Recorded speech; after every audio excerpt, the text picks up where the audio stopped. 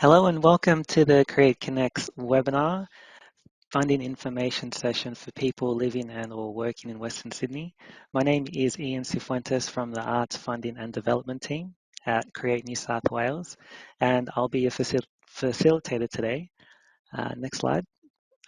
Before we begin, I'd like to acknowledge the traditional custodians of the land that we're all gathering on today.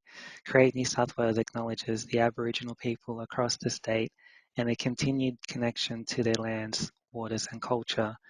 We respect elders past and present and the role that Aboriginal artists play in contributing to their culture. I'd also like to acknowledge the traditional owners of the land on which I'm meeting you on. It's the beautiful lands of the Bidjigal people, and I'd like to pay my respects and acknowledge elders past, present, and future, and extend this warm respect to the First Nations people joining us today. Next slide. So the purpose of this webinar will be, essentially we'll go over the Create New South Wales funding opportunities and the guidelines. We'll also go through some hints on how to write as an application, just with the focus on the selection criteria. And we'll be hearing from successful applicants with the focus on just how to strengthen and approaches that were made when they were doing the application. So I'd like to welcome, next slide please, two incredible, hardworking and amazing people who are recent successful recipients from the Arts and Cultural Funding Program, round two.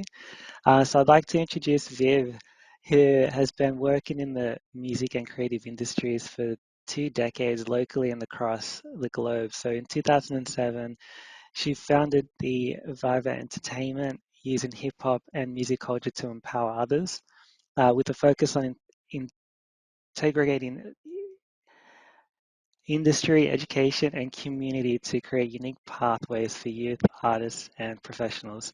Viv's also an artist manager and producer with like such many accolades. So thanks for joining us, Viv.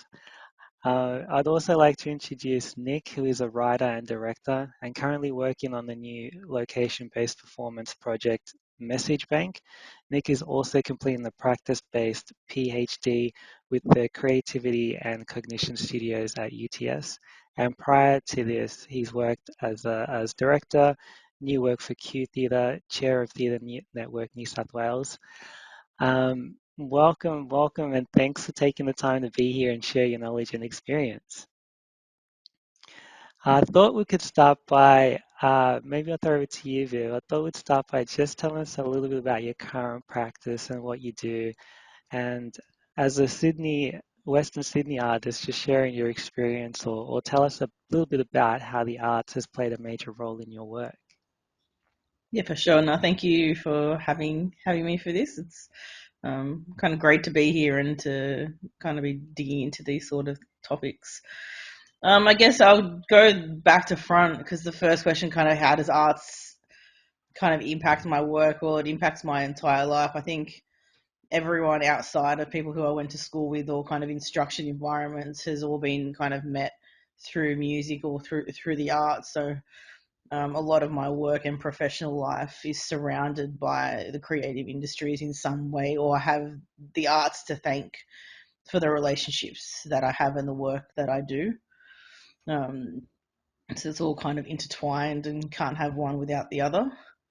So Vyva Entertainment at the moment, we do quite a lot of different things, but to try and sum it up, we run a lot of events, festivals, and productions. So for East Sydney, which is the Hip Hop Festival and Conference that happens out in Western Sydney, is our massive annual event that we usually run obviously pre-COVID, but now we've kind of officially just done our first one back after 3 years.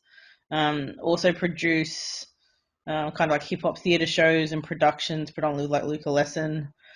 All the works from our artist roster. Most recently, like Waranga River Story, which was Dobby's, kind of in partnership with Vivid. So kind of big events and productions that all kind of, we specialize from the hip hop side and community, but also kind of with anything that's kind of with music kind of at the center or the heart of those types of works.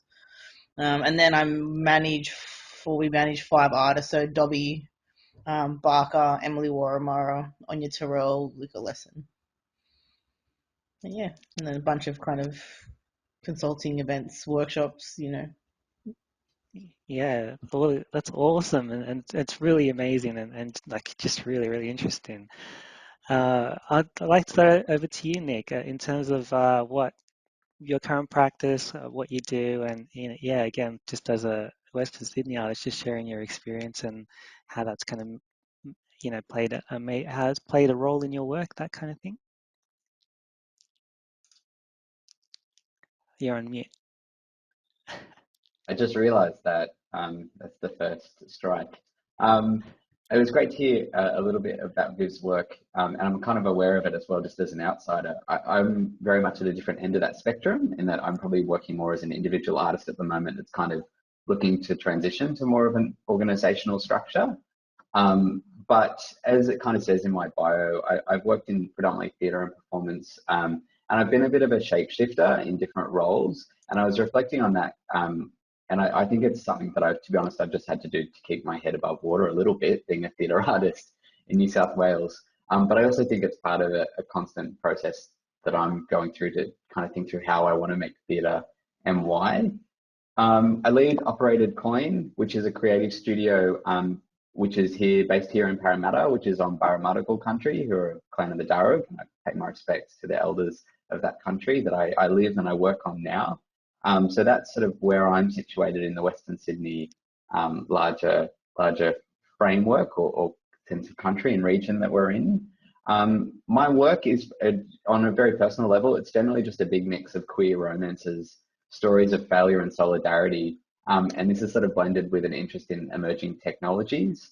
And that's very much where Operated Coin sits at the moment. So it's often connecting theatre practice and a lot of how we normally make theatre, but looking at new technologies like locative media, VR, AR, and how they can kind of, I don't know, transform or offer up new experiences for hopefully new audiences as well. I'm really driven by, I love theatre audiences that come along to plays, but I'm also really excited about how to connect with people that aren't attending.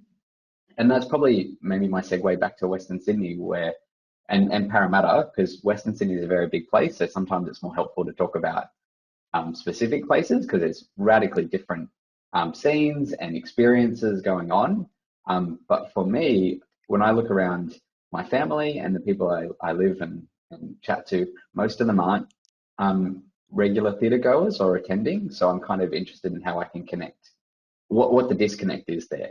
What are they seeking out from their live like gathering experiences, and what have I got to offer from a story perspective, and how can I find a middle ground there? So I think that's sort of how Western Sydney shapes my relationship to work a little bit. Yeah, and we could talk a lot more, but I will not stop talking. So yeah, I got lots of points No, on Western Sydney, but maybe we'll talk about them as we kind of move through the presentation. yeah, yeah, definitely. It'll be cool. What we'll do is that later in this conversation, we'll talk through more about your projects and kind of what you're doing there and how you've approached it. It'll be incredible. So we'll quickly move on to the next slide, and just I'll talk a little bit about the funding opportunities that Create New South Wales has. So there's four funding categories. There's creative query projects, project funding for individuals and groups, organisation funding, which includes local government authorities, so where you can apply for projects or annual program funding. The guidelines and application forms have been simplified for this financial year. So for more information, just jump on the Create New South Wales website to check out the guidelines, and please read through them before applying. There's the fourth opportunity, which is not on the screen. It's the Small Project Grants Quick Response. So the Small Project Grant supports the creation, development, and presentation of new work and professional development opportunities for New South Wales-based professional artists and arts cultural workers. So this is a quick response grant that really offers just up from $500 to $5,000 towards a project. So again, for more information, just check out the website or get in touch with one of the staff members there and be able to talk through any questions or information that you might need. So I wanted to go to the next slide, which is a little bit of a short snapshot and recap of the 2021-22 round two. So that was the previous round. So there was a total number of applications that were received. That was 300. The total projects funded were 122, and those kind of spread across all art forms. There were 70 organizations that were funded and 52 individual group projects that were funded. So in the next slide, just wanted to go through a little bit and bring you into this conversation, Viv, and Nick, just in terms of before starting an application, we've got a couple of points there on the screen that kind of go through just a couple of checkpoints of just making sure that you read the relevant guidelines, really look at those eligibility just to make sure that you're meeting those requirements and ensure that the program is a right fit for you before reviewing the round objectives and just making sure that it aligns with your project and program. Also, just review the additional resources and fact sheets that are available. That's on the Create New South Wales website. And always before the application, just trying to put and allow enough time to complete it to be able to go through it thoroughly and accurately. I thought would be good just to hear from. I'll throw it to you, Nick, or just in terms of preparation and the application process. What was the process, and how did you find the experience? And if you have any tips or any kind of knowledge or experience just before starting an application. Yeah, I wrote down just a list of things that I think I do, which is very similar to the list you've got here. But I think I could just maybe knock those dot points off quickly and maybe put a bit more color to them. So obviously, yeah, number one, I read the application. But number two is I generally have a big wall of projects that I'd love to do, and it's ridiculous, as in there's a lot of things that should never be made there. But I just let myself put everything up there that wouldn't it be incredible if this happened? And so when it comes to these applications or these opportunities, I try and look at that wall and really interrogate what is ready, like what is meaningful, what is a substantial piece of work that I can see is really ready to be pitched. But also then it's like a Venn diagram, thinking really honestly about what Create New South Wales has communicated in terms of their strategic priority areas and all their information. Is there a project which kind of sits in between, you know, what I perceive Create New South Wales to want and what I know that I really want and I think is important as an artist. And if I can't see that project, it's probably best I don't apply because it's not worth my time or probably the time I'm taking from an assessor at Create New South Wales. So, and I think that's the biggest step for me, like a really honest reflection on what the project is that I think I want to make next. But not even just the project, what project is suitable for funding? Because there's a lot of projects that I want to create and maybe don't need or just aren't the right fit for the program. And I don't kind of want to drag them through the process. So that's the biggest decision for me. What am I going to pursue? And then the next steps are I generally contact supporters, which are like my friends, basically the artists that I might want to work with or collaborate with. They're like friendly folk that will tell me, is this a good idea? Does it have legs? And then if that progresses, I generally go to partners that might be have a stake in the work. Hopefully by the time I've reached out to them, I've kind of already figured out, is this something I really want to progress? And I've already had it tested by some people that I really trust, collaborators. And I try and start those conversations with partners as early as possible because, you know, we've all gotten those horrible emails like the day before where you're reaching out to a presenter to be like, look, can you just sign on? I need to get this project across the line. And look, hey, sometimes it just has to happen. And I appreciate the arts producers that generously welcome those panicked emails. But as soon as possible, I know as soon as I can start those conversations as early as possible, the better the application's going to be. I do a bunch of stuff then, like obviously I consider what support material I'm going to need. We'll get to that in a moment. There's generally like often Create New South Wales has a 3 to 4 week period. Most of the time, what I'm trying to stress here is back and forths in terms of what's the project, who's interested, is this a good idea or not? So a lot of it is conversations that are rolling. And so the very last thing I do is actually write the application. And my hope is that those conversations and the developing of the project has sort of hashed the information out. So the writing at the end for me is hopefully the easiest bit because all the problems have sort of been workshopped. I think that's it. So I just wanted to stress that it's kind of an iterative process of decision making, and that the writing for me comes towards the end, but it's generally the outcome of a lot of conversations and thinking. Yes. Yeah, yeah, that's awesome.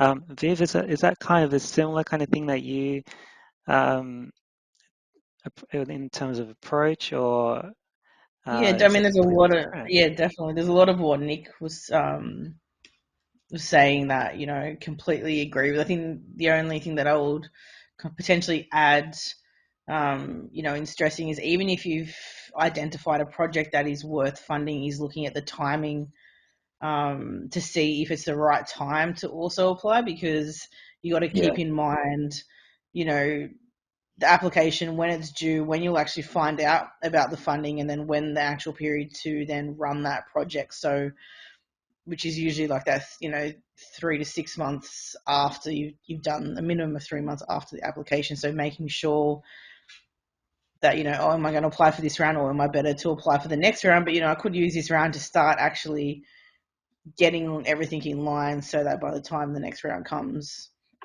if you're not, so that to making sure that timeline and the timing of the project actually makes sense for you as well and for the funding.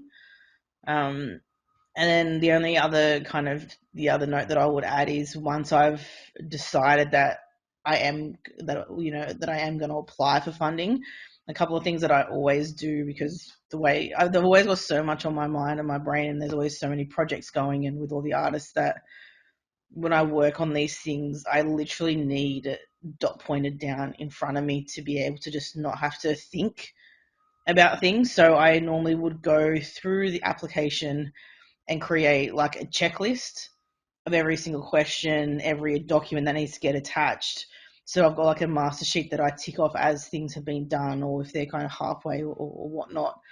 And then I also usually pull out all the questions and add them into a Word document and flesh out and finalize the answers in the Word documents before putting into the application. So I think having that document, on the Google Drive that auto saves so you don't have to think about it, but also so you can then easily see and scroll around what questions you've done, start with dot pointing and whatever else. So I find having the checklist and like a Word doc of questions really helps me a lot in trying to just wrap my head around what has to be done before actually diving into the application.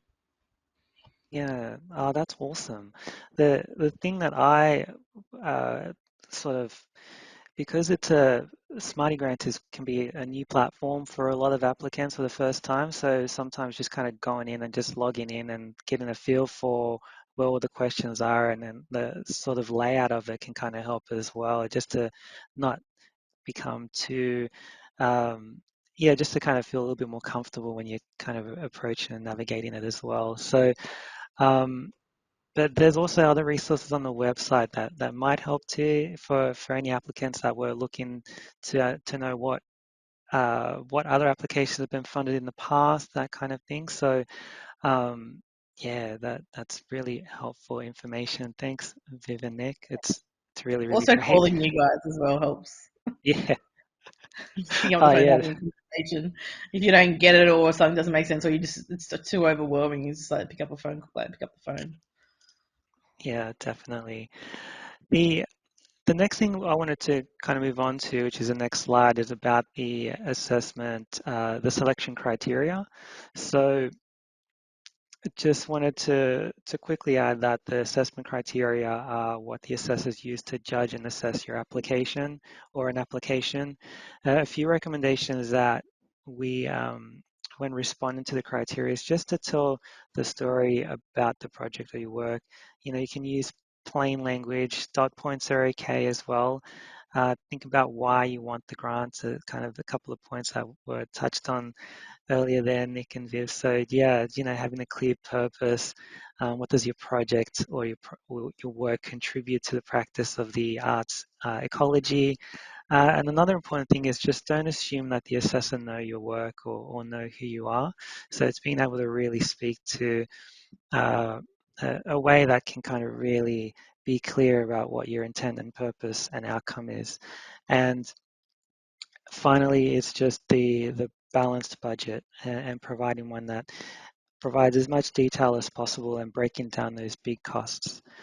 What I wanted to go to next was the merit, the impact, and viability. And I thought that maybe Nick, if you wanted to kick it off, just in terms of what we'll discuss around like the merit first, I think, in just terms of like any hints or how to best describe your project. If it's a focus on presenting an attention grabbing rationale, or how did you describe your practice as an arts and cultural worker? Yeah. Anything I like wrote that? a couple of dot points, and again, to be honest, I'm kind of reiterating what you said from Create New South Wales's perspective, but maybe I can just kind of empathize with, I think, the battle of it. Because number one, I wrote clarity, which is something I struggle with and I have to keep working on every application. And I wrote down here, so just telling the story or explaining what the project is. And I was trying to reflect on why that becomes hard. And I wrote down here, it's the like when you're writing from the heart versus when you're spin, when you move into like the PR.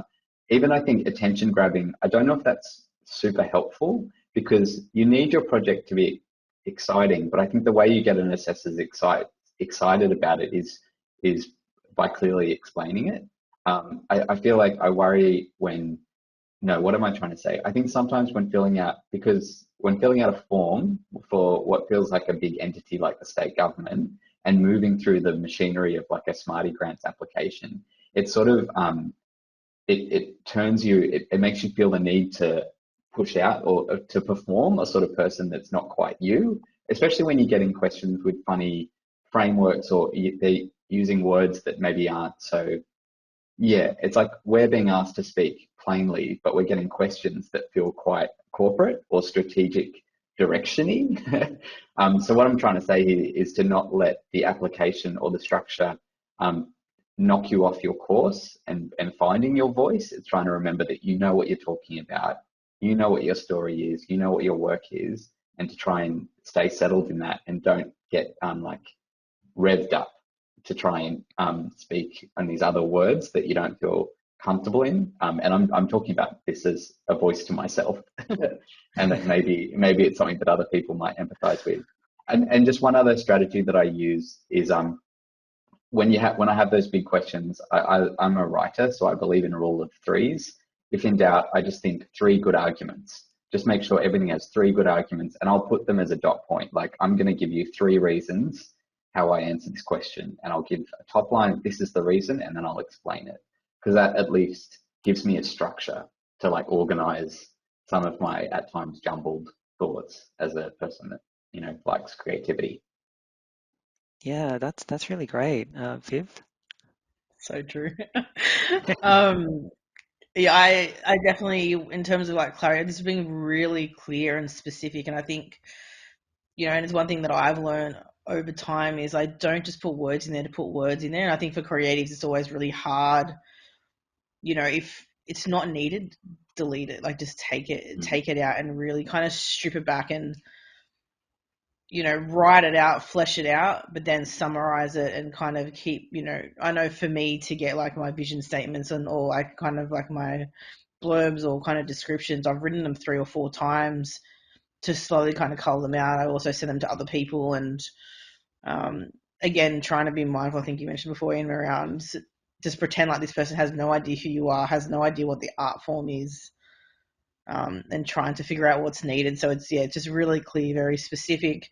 It seems very elementary, but the whole like who, what, when, why, how with my brain is how I break things down to make sure that I've covered in terms of kind of, I guess, the purpose behind what we're like the excitement of kind of the vision and what we're trying to build and create, but then also from a logistical standpoint, making sure that it's very clear that I'm aware what it's going to take to actually kind of put the project on. And then the other thing that I do quite a lot is because sometimes these questions are really loaded, or they'll ask you 2 or 3 questions in the one question. So I tend to break that down, and then rather than kind of people marking the grants having to search for answers, I actually put headings. So I think there's a question from like the organizational grant that was, what are your key objectives and how do they demonstrate excellence? So I had a subheading of, my objectives, listed the objectives, and there was a heading of demonstrate excellence. And then I described how those objectives were going to do that, so that it was really clear of kind of answering the question and breaking the question down to what assessors need to mark to make sure then I've actually answered what is needed in each of the questions. Yeah, no, that's really great. And I think in terms of clarity and being clear, it's never a simple thing or an easy thing to do. And like you said, passing it on to different people to go and read them, and then you kind of get that feedback from them, kind of helps strengthen it and be a lot clearer in what you're trying to do. Yeah. I wanted to touch on the impact because I'm not sure if it's the same for both of you, but how, in terms of how you describe the outcomes of your project, in terms of maybe the engagement or audience numbers. There's a lot of conversations around strategies or in this kind of section. What kind of methodologies or how do you approach it when it comes to like measuring the success of your project? Do Uh, you want me to jump yeah, Nick. in? So Yeah. on this one, and again, I was applying as an individual, so we might have a different level of detail that we have to provide. In this one, I used a strategy, and I just want to hover also on Viv's point there around formatting. I have been really lucky in the past to serve as an assessor, so I have had some perspective on these as someone who's reading lots of them, and that was the biggest thing for me, is just the amount of text you have to read, that any application which is just highlighting or putting big flags around key points goes a long way. I think like don't let your big arguments get lost because they're hidden in a big wall of text. And so what I did to connect that to impact, last time there was a question around what change has occurred. This is the narrative part of impact. And I kind of did an experiment which I think worked, but I don't know, again, we're just looking back on successful applications. I actually wrote down three situations. And I wrote, this is what's currently happening, and this is what will change. And I wrote, this is what's currently happening, and this is what will change. And I made it as explicit as that each step. So you went, these are 3 scenarios and 3 things that will change. Especially with those questions around change, I think it's just important to be super clear. And in terms of, because you were saying outcomes, like, to be honest, they're not over the top for mine, in that I was working on a very specific project. I said, I listed target audience attendance numbers. I wrote a little bit about the amount of people that would be engaged artistically, so how many artists would be employed. I wrote about some strategies we have for assessing the quality of the work from small samples of surveying audiences. This is stuff that I think probably every applicant is already doing just as part of their arts practice, right? We gather this feedback and this data all the time.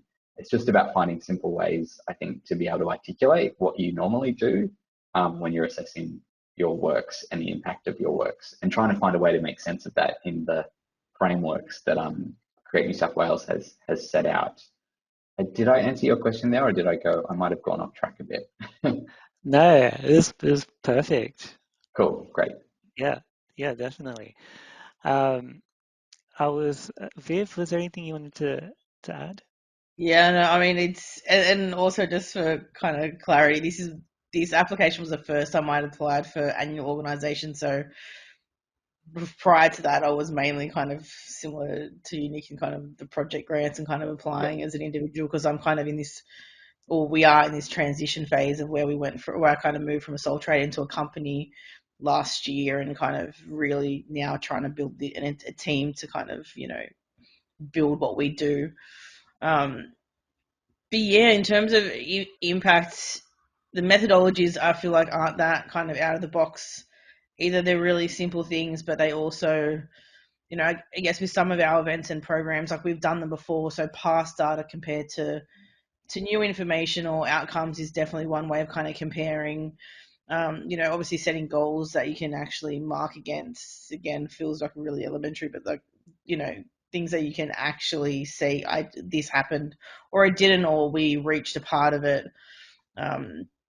Registration data, surveys.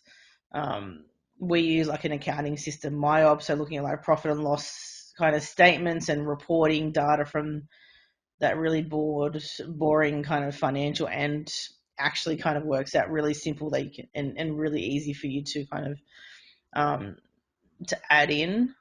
And obviously social media is a really great way of being able to download the analytics and the data to get really detailed information, kind of what's worked, what hasn't, or what posts kind of got more information and why. But then in terms of the numbers, because one thing with the organizational, there was quite a lot of information, really specifics around numbers, around audience and kind of artists you're going to engage with and the rest of it. And so the way that I kind of approached that was one of the attachments that I put in of the program. I pretty much listed a timeline, like the dates, all the programming that we're hoping to do throughout the year. And then for each one, I kind of broke it down with between artists, industry, I think staff, volunteers, participants, audience, and digital reach. So with each program, what was the estimate that I thought each of those things were going to do? And then kind of tallied them up, and then obviously there was going to be knowing that there's going to be an overlap with the same people or whatnot, then did a kind of a divide to get like an estimate or an average of what we thought we were going to attract. So that I kind of, again, it was all about breaking it down into a really simple, rather than trying to think of like in a year, what are we going to do? It was like, okay, for the festival, what will that attract? Or if we run a workshop, like what's that going to attract? And then kind of, I think for me, it's always been about kind of just simplifying and breaking it into pieces and then rebuilding it back. Oh, amazing. Thanks for sharing that. That was like really incredible and and really insightful. I wanted to kind of touch on you mentioned financials, and I thought it would be great to kind of hear about, because the next one is the viability. How do you approach budgeting or the financial side of things when you're putting the application together? For me, again, that's another one that I kind of, for me, and I think we're going to touch on it later, but like it's really frustrating when you can't actually input your own budget, because the format and my way of working, or the way my brain works, isn't necessarily how the application or the information or the way that the funding requires you to break it down. So I usually make up my own budget document, which is, again, it's categorized into sections and itemized, and then I look at my budget and then kind of merge it into what is needed for the application or consolidate it. And for me, particularly for the organizational grant, it was a whole different budget that I had never done before. So I have a bookkeeper who I worked with and got help with. So kind of using kind of support from her to kind of work through it and then pull out data as well from our system, from our books, to be able to put the right information in and to kind of as well understand the language. Also, a couple of calls to my to an accountant really helped, because again, like it was a very different kind of budget to what the project budget looked like. Yeah, so like like Sorry, you go, Ian. no, you go. Oh, I was going to say that, yeah, that's all really helpful. And I had just a slightly different perspective, I think, to offer, which is thinking about, that's the technicality of the budget, which is so critical. And then I was thinking about the narrative or the story that the budget also tells, which I think is really critical. And there's 2 points on this that I just wanted to say, because I feel like everyone's always looking for, like, a question we got is, how do you know what to pay artists and whatnot? And there's industry awards out there. So for example, if you're working in theatre, you look to MEAA and the Performance Collective Agreement, and also put notes in if you've used that to build your budget based on how you're going to pay people. Tell the assessors that that's what you've done. The notes section is a really, I think, really powerful opportunity to explain. Otherwise, what can happen is a figure maybe looks large or looks small to an assessor, but they just don't realise that there might be logic there that you haven't had a chance to explain. For example, at the moment, I really want to pay people more money. Like we have this weekly fee that is great to have from the Performers Collective Agreement, but a frustration of mine is that often artists, if you're putting them on that, they're not earning as much as the arts workers or the administrators who they're working side by side with. And that's not, I think arts workers and administrators should be earning as much and even more. But I don't understand why these seasonal contractors who have high levels of experience just aren't earning more. The reason why I raise that is because I'm trying to figure out a way how to communicate that value in the budget to say, this is the rate that I believe is appropriate based on this person's skills, experience, stature, and it's sort of based, it recognizes this like award wage, but maybe it's that plus 20% or that plus 15%. I don't have a clear-cut answer, but I suppose what I'm trying to say is it's okay to have thoughts about how you want to structure your budget, but communicate why you've done what you've done to the assessors. Because if it is logical and grounded in the values of your budget, that they'll get it. And the only other thing I wanted to say is I feel like often the budget is where you can see a lot of the problems in an idea that hasn't been fully conceived. So, for example, if your whole story is around a project that's led by people with disability, but your budget has no people with disability being paid, that's an alarm bell. So look at what you've described and look at what your budget says and double check. I'm always double checking whether these things add up. Are the values I've espoused in this project backed by the finances? So anyway, that's probably the story, the narrative side of the budget, I think. But I think they're really powerful if you get them right. Oh, totally. That was really valuable information. Thanks, Nick and Viv. Like, honestly, budgets like always can be a kind of tricky thing to do, especially if it's a first time attempting it. And it'll be great. Maybe we can talk about it a little bit in the next couple of slides of you, just about that transition from doing like a normal uh, doing that budget from that was individual and group and then kind of jumping into like organization budget. So, but we'll go into the next slide, which is about key priority areas, which is something that that is also considered in the final stagement of the assessment. So there are six priority areas: New South Wales Aboriginal people. If you work with Aboriginal people, please refer to the Aboriginal protocols. Also, people from culturally and linguistically diverse backgrounds, people with disability or who are deaf, young people, people living and or working in regional New South Wales, and people living and or working in Western Sydney. So you will need to provide details on engagement and provide letters of confirmation, support or endorsement. Although it's not compulsory for you to engage with these priority areas, it's just, however, Create New South Wales does value the importance of diversity and inclusion. So I thought I would throw it to you, Viv. Maybe if you wanted to provide or share a bit of information or knowledge on how you address or how you approach a priority area within your application. Yeah, I think just on kind of an overall top tier, like if you're struggling to really figure out what's alright, then you shouldn't be ticking it in the first place.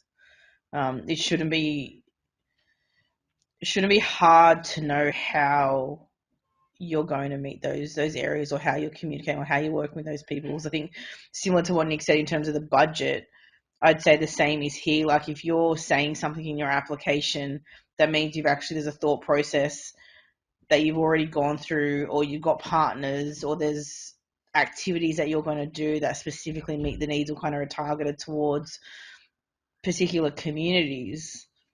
and this is where I guess you get specific. I think from our end, it's a lot of these points in these areas are just how we work in general. It's who we are. So from our end, having to explain them, it's we just have to go kind of really just dissect things and kind of and get specific and just narrow down for that particular project. In terms of, from us, like in terms of New South Wales Aboriginal people, half of my artist roster are First Nations artists. We also have local elders that we work with. I think it's really important to not make things up in this section. And I think one thing is like, this is what we're going to do, but I think also having proof in a couple of points of what you have done in the past and how you've engaged or how you may regularly engage is also really important, in showing that, it's not just kind of being put there as a tick box kind of scenario. Like, you're really, I think it needs to come across that you're actually genuine and you've thought about it, because it's not like, I guess coming from Western Sydney, being a person of color, and kind of seeing a lot, like, it gets frustrating when people just try to use these areas to gain money or to get whatever attention that they need to get. So I think being really meaningful, and like you said, you don't have to tick them. You'd be better to tick one or two and have really strong points than to try to tick all of them and just to kind of make stuff up. I know for example, I've never ticked the disability box, because even though, yes, we do some work in that space, I wouldn't feel confident enough to say that our work is kind of focused on disability as just one kind of example. So I think it's really about kind of working out how it is that you work, what the project's for, being realistic, and just, only select what you need to. Yeah, thanks, Viv. Nick? No, I just want to stress everything that Viv said. Just don't tick the box. If you're not, yeah, if you're not doing the work, don't tick it. You don't need to. Your project's okay. It's okay that you're not working in that space, but it's better to be honest about that and be really clear with what you are doing and let the assessors make a call rather than, don't do it. Don't tick the box if you're not doing the work. Yeah, for sure. Thanks, Nick. Next slide is really wanted to touch on things that we've already kind of spoken about and kind of leading up to, which is support material. And you are required to submit relevant and current letters of support and/or confirmation letters from partners, supporters, or collaborators as part of your application. So these letters should really champion you as an artist or as a group or organization to the program or project that you're working on. The application form, you can upload 5 documents up to 5 documents in that section there. And I think we kind of already spoken and touched on it a bit, but I thought maybe, um, Nick, I'll throw it to you. Maybe if there's anything that you wanted to kind of speak to or add in terms of support material that you included in your application, or any tips in collating that kind of thing. Um, Not a whole lot other than just to say that increasingly I'm trying to think more creatively about how I work with support material to make sure that I'm getting really good quality content that's very clear and direct to assessors. So the things that I included for the message bank project, which was successful, I included an audio sample, a mood board and a sketch of the work, a user interface concept. I provided access to an extended project description, which I don't know if that's cheeky because, it's beyond the word count. It's not saying an assessor has to read it, but it's just available if they want to click further. And a little bit about Operated Coin, which is the creative studio that will be, that is producing it. So, and again, I found providing links, clearly laid out links, is very helpful. That way, not all assessors are going to click on all the information, but just if they do have questions or really love the work, then they will click through. My other lesson that I've learned is just don't include the rough stuff. If it's not good, don't share it. Which maybe sounds logical, but you can really kill an idea by showing maybe a rough cut that you don't. Yeah, I've got a lot of work in progress videos and documentations that assessors don't need to see. I think that's it. Yeah. Yeah, and they also, I suppose, help to make your project look different, right? If people are reading 300 applications, if I can show them, because I'm working in emerging technologies with this project, probably a user interface concept is something that they're not probably going to come across in many other applications. So it's a chance for me to kind of lean into those points of difference and make my application, yeah, interesting when you've read 270 before it, hopefully. Viv? Yeah, no, definitely. Yeah, and I always try. I think as well. I always try to make sure there's a mixed mediums so that if they have to read a document, they can also watch a video and just again make it interesting. Um, I think the organizational funding as well has way more space for attachments. Um, because there's I think the general kind of normal attachments that you can add, but then they also there's space that if you want to add additional documentation for merit and impact specifically for those sections. So in terms of the links, I think I just put our website because it gives like an over, and I in the notes I specifically wrote why I was sending them to the website. So it was like here you can see our artist roster and our major events that we do annually. Then I also put like a festival trailer and then a project trailer for Odysseus, which was is one of the kind of hip hop productions that we've been working on over the last decade. Just to give, I guess, a bit of breadth to the different types of works that we do, and then yeah, there's a lot of support letters, but again, I kind of broke them up really specifically to these support letters, specifically reflecting or kind of answering towards the First Nations kind of involvement in communities that we work with. These support letters are purely referring to or have mentioned the impact of the work that we do or the merit that we do in terms of because for the organizational funding, because a lot of our projects kind of go over year, like or we're talking 22 to 23 or 23 to 24. We also I made a Word document for a lot of our key partners that specifically referenced, like there was questions that they were asking in the document. I essentially just like re-asked them and then got them to fill the form out and sign it. And that was pretty much like an evidence of commitment form from 22 to 24 to say, hey, we're committed to working with Vyva over the next couple of years to do X, Y, and Z, and kind of why they wanted to work with us. So rather than having to, again, that goes back to the point of trying not to put too much information. And again, they don't have to read everything, but it was kind of similar to what Nick said. Like I usually kind of add a few extra things so that if they want to read it, they can.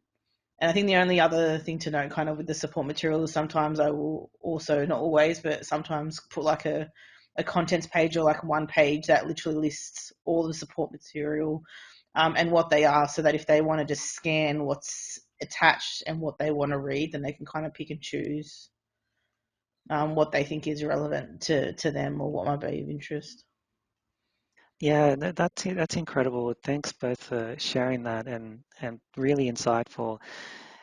It's something that comes across that just putting and providing things that really succinct as well. Which kind of moves over to the next slide, which is about, well, who's reading these applications? And so it's the Artform Advisory Board that, so just to give it a little bit of insight, so Create New South Wales Artform Advisory Board members are leading arts and cultural practitioners, including professional artists, producers, business managers, and independent company leaders selected by its expression of interest, and it's held annually. So the purpose of the Artform Advisory Board is to assess the applications made to the Arts and Cultural Funding Program and to provide recommendations and advise the Minister on the strategic directions for the sector. So in your application, you'll be asked which Artform Advisory Board would you like your application to be assessed by? So your choice should be based on the main art form of your project or your program you're proposing to deliver. If your project or program involves more than one main art form, just think about the context in which the project would be taking place. So maybe thinking about who the audience is or what you're best known for. There are 10 art form advisory boards. So When you go through the application, you'll see it there. There's Aboriginal Arts and Culture Board, Classical Music, Opera and Choral Board, Contemporary Music Board, Dance and Physical Theatre Board.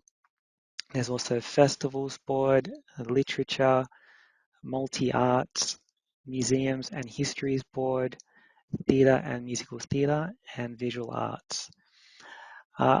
So I wanted to go to the next slide, and because we still have a few more moments, I wanted to speak to the projects that you each do, and thought we'd start with you, Viv, just to kind of give a bit of a, uh, you know, share just a little bit more about the project that you receive funding for, like what it's about, what it is, and if you wanted to kind of just jump in at some point and just sort of put some tips and advice on the approach that you had. You kind of touched a little bit there and earlier in our conversations, but maybe like the difficulty that you faced when you were putting together. I know that you mentioned, and might be an opportunity to talk about the budget again when you kind of transition in and doing this completely new template. But yeah, it'd be great to hear you speak to that.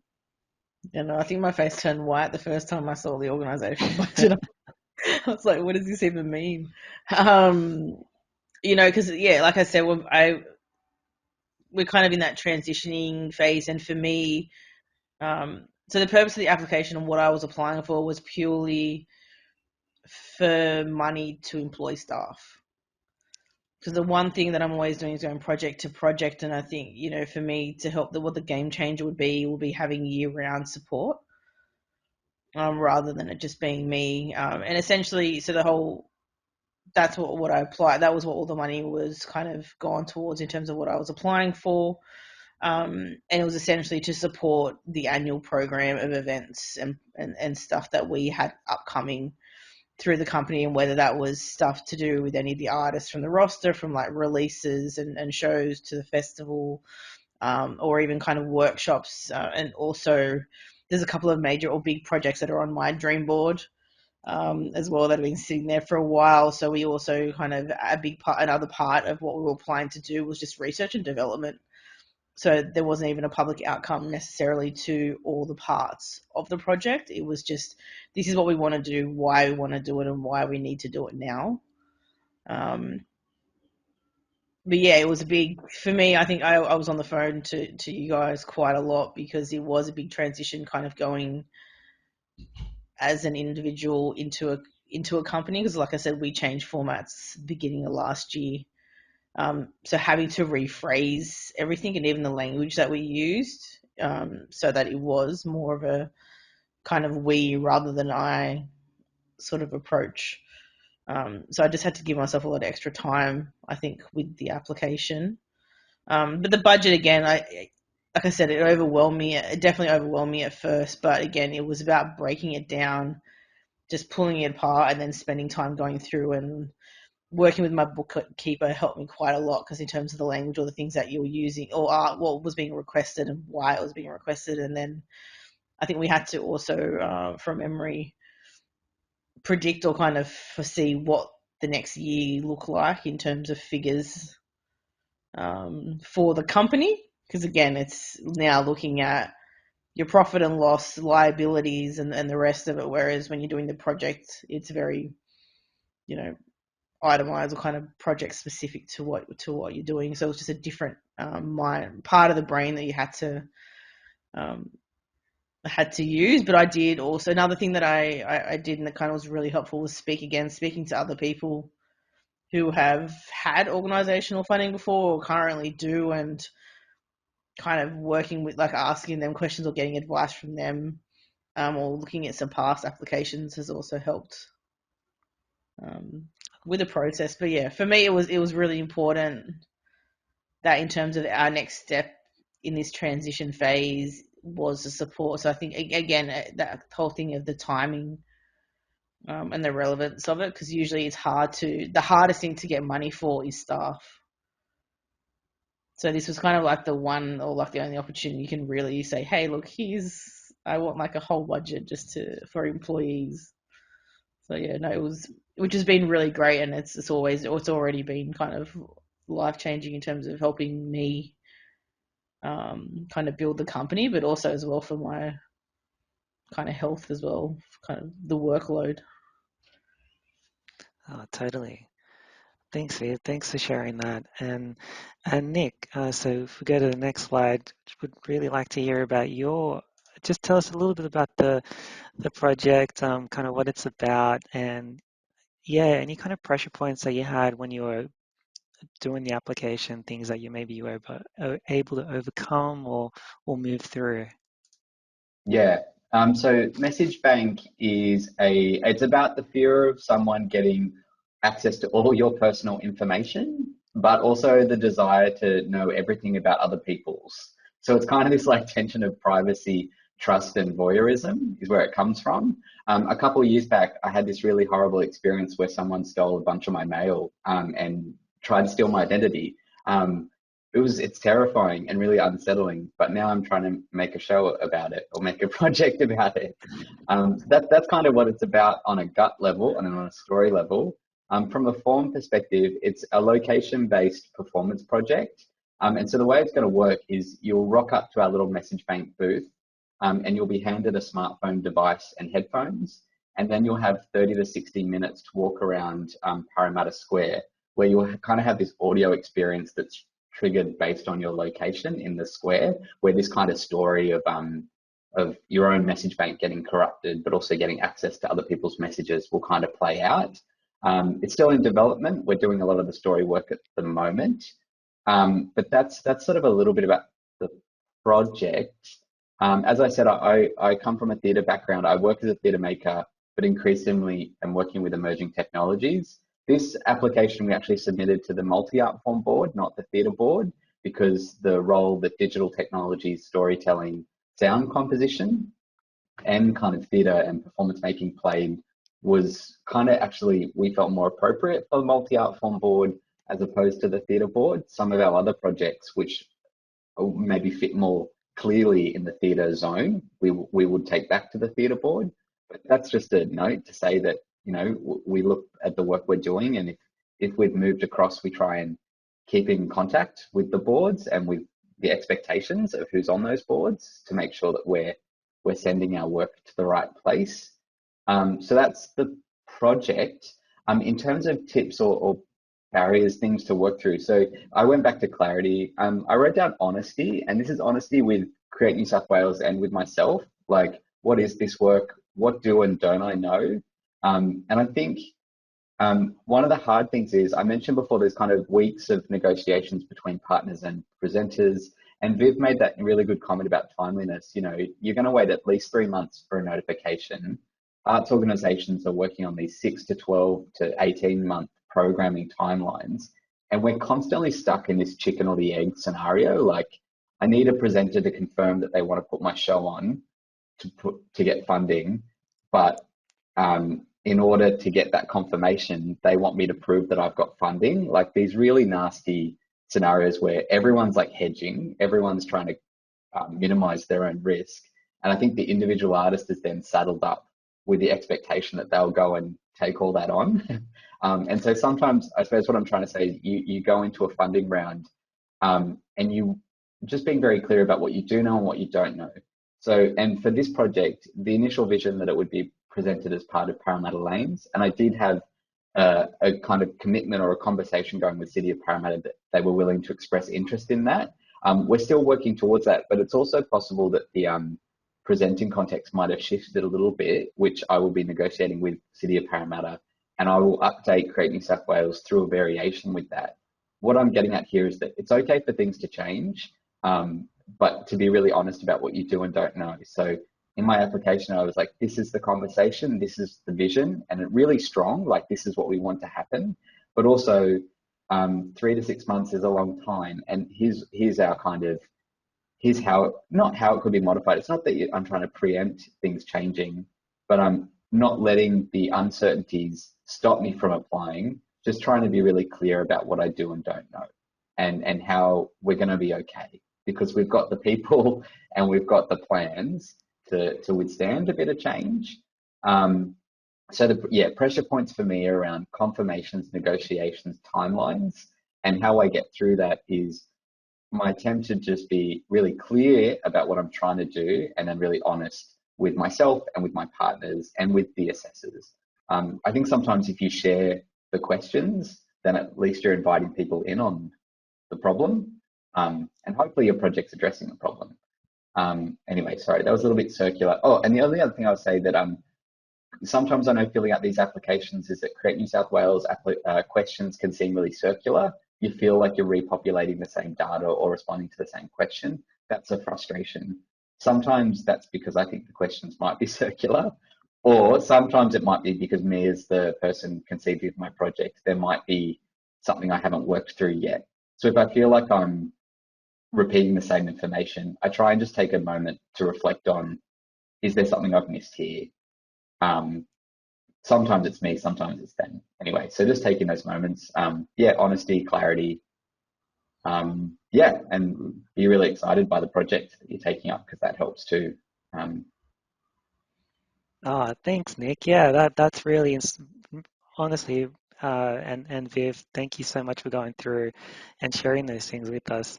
If we move over to the next slide, we're just kind of up to time now, and we're just going over a little bit, but I wanted to just quickly ask you about any last minute hot tips before we wrap up this. So maybe I'll start with you, Viv. Is there like a hot tip or a piece of advice that you'd want to just finish up with? I think, just summarizing, you just kind of hit the nail on the head there at the end with kind of everything that um, he was just saying. I think the only thing to kind of add, or I'd just like to remind people, like we were talking about before, is just keep applying. I think every time, I know it's easy to get disheartened when you do put out effort, wait all that time, and then it's a no. Um, it's just keep trying because you never know the luck, and you could have just missed out. And it's not necessarily that your application was bad or wrong. It was just these rounds are really competitive, and again, it depends on the boards and whatever else. But I think just kind of keep going, and you got nothing to lose by trying to. If it makes sense to apply, you have nothing to lose. All you'll gain is, for me, I know doing grants and filling in applications has actually really helped me a lot to get clarity and to build really succinct information and get a clear vision of what my projects are and what I'm doing. And it's kind of helped in a lot of other areas. So I'd say, just give it a go and always ask for feedback too. I think whether I'm successful or unsuccessful, I always ask. If you offer, if organisation, which Create New South Wales does, offers feedback, then do the feedback sessions. Perfect. Thanks, Viv. Nick, I know you've Yeah, gone through so much already. I just had one other little note, which I think is just a clarification, something that both Viv and I have said. I feel like sometimes applying for grants can make you feel really powerless because often you're being rejected, and I've experienced a lot of rejection. But just a strategy for kind of not dealing with that, but how to encounter that powerlessness is at that first phase where I'm deciding, am I going to apply for this or not? I try and reflect on like, what can I get out of this process, whether I'm successful or not? And as Viv just said, like, is this a chance to clarify my work so that even if it's not successful, I've got a clearer project description? I try and go through a few of those things just before I set out on the journey to make sure that the experience is going to be constructive for me. That's a way for me to kind of reclaim my own little power within a process where I can feel like a small piece of the puzzle. Because I think sometimes there's these really big tectonic plates and things happening underneath the surface at big institutions that I can't control, that aren't actually about me, but do shape whether my little project is considered strategic or not. And so I just have to try and, I suppose I'm trying to like separate some of that stuff from what I'm trying to do. Like getting funding isn't a way to validate my art. It's good already. I just need to figure out what projects are suitable in this context or not. So I suppose I'm trying to say there is putting a little bit of distance between me and the personal and what I'm sending up, even though I really care about what I'm sending up. That's just a way for me to help sustain myself through these processes too, which can be really tricky as an emerging artist or a mid-career or a really established artist. So taking care of yourself in the process and figuring out what's in it for you, with or without the funding, is important for me. Oh, amazing and well said, Nick and Viv. Thank you so much. So there's we've out of time, unfortunately. I mean, I'd love to talk with you guys more, and I know that we could. But just as we move on to the next slide, I wanted to share that there is more information available on the Create New South Wales website with the help guide. And just go on the website, click on funding and support. It's a tab up the top, and there you can find how to apply, guides and fact sheets, things like that. But for now, look, I wanted to thank everyone, and thank you so much to the Ausland interpreters, Sean and Karen. Thank you so much for your time and amazing work. Also, the Create New South Wales team that are working behind the scenes. And most of all, thanks again to you, Viv and Nick, for sharing your knowledge and just really taking us to a place that, at times can be quite vulnerable, and, sharing and breaking down uh, the mysteries of some of these things. So I really appreciate your time. Thanks, guys. Thank you.